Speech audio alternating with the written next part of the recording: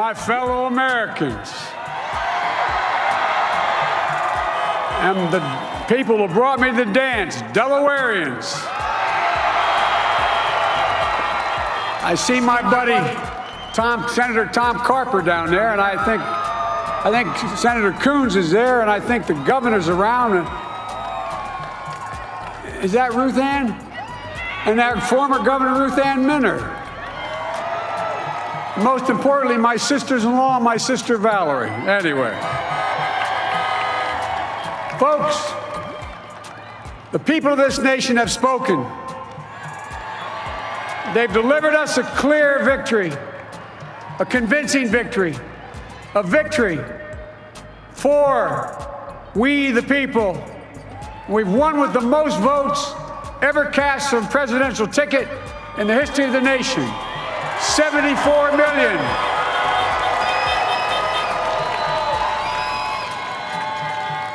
What I must admit has surprised me. Tonight, we're seeing all over this nation, all cities and all parts of the country, indeed across the world, an outpouring of joy, of hope, renewed faith in tomorrow, bring a better day. And I'm humbled by the trust and confidence you placed in me. I pledge to be a president who seeks not to divide, but unify, who doesn't see red states and blue states, only sees the United States, and work with all my heart, with the confidence of the whole people, to win the confidence of all of you. And for that is what America, I believe, is about. It's about people. And that's what our administration will be all about. I sought this office to restore the soul of America, to rebuild the backbone of this nation, the middle class, and to make America respected around the world again, and to unite us here at home. It's the honor of my lifetime that so many millions of Americans have voted for that vision. And now, the work of making that vision is real. It's a task, the task of our time. Folks, as I said many times before, I'm Jill's husband. And I would not be here without her love and tireless support of Jill and my son Hunter and Ashley, my daughter, and all our grandchildren and their spouses and all our family. They're my heart. Jill's a mom, a military mom, an educator. And she has dedicated her life to education. But teaching isn't just what she does, it's who she is. For American educators, this is a great day for y'all.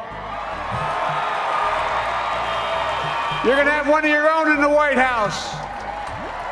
And Jill's going to make a great First Lady. I'm so proud of her.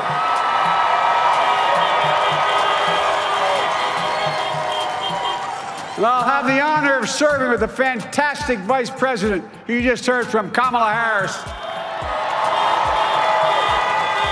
who makes history as the first woman, first black woman, the first woman from South Asian descent, the first daughter of an immigrant ever elected in this country. Don't tell me it's not possible in the United States. It's long overdue. And we're reminded tonight of those who fought so hard for so many years to make this happen. But once again, America's bent the arc of the moral universe more toward justice. Kamala, Doug, like it or not, your family, you become an honorary Biden, there's no way out.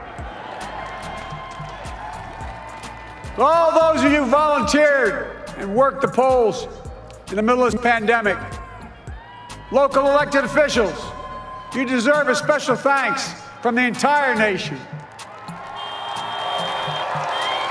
And to my campaign team and all the volunteers and all who gave so much of themselves to make this moment possible, I owe you. I owe you. I owe you everything. And to all those who supported us, I'm proud of the campaign we built and ran. I'm proud of the coalition we put together, the broadest and most diverse coalition in history. Democrats, Republicans, independents, progressives, moderates, conservatives, young, old, urban, suburban, rural, gay, straight, transgender, white, Latino, Asian, Native American. I mean it, especially for those moments, and especially for those moments when this campaign was at its lowest ebb.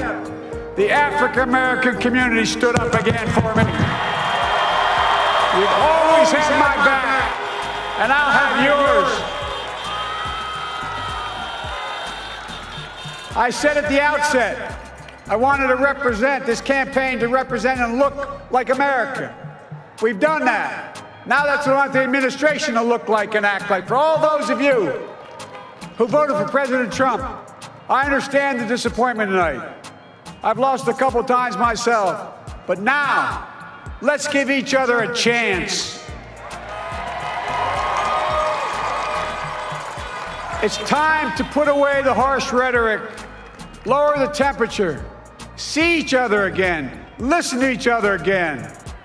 And to make progress, we have to stop treating our opponents as our enemies. They are not our enemies. They are Americans. They are Americans.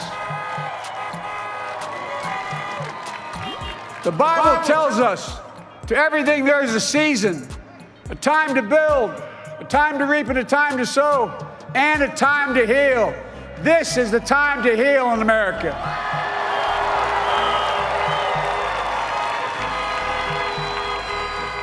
Now this campaign is over. What is the will of the people? What is our mandate? I believe it's this. Americans have called upon us to marshal the forces of decency, the forces of fairness, to marshal the forces of science and the forces of hope in the great battles of our time. The battle to control the virus, the battle to build prosperity, the battle to secure your family's health care, the battle to achieve racial justice and root out systemic racism in this country.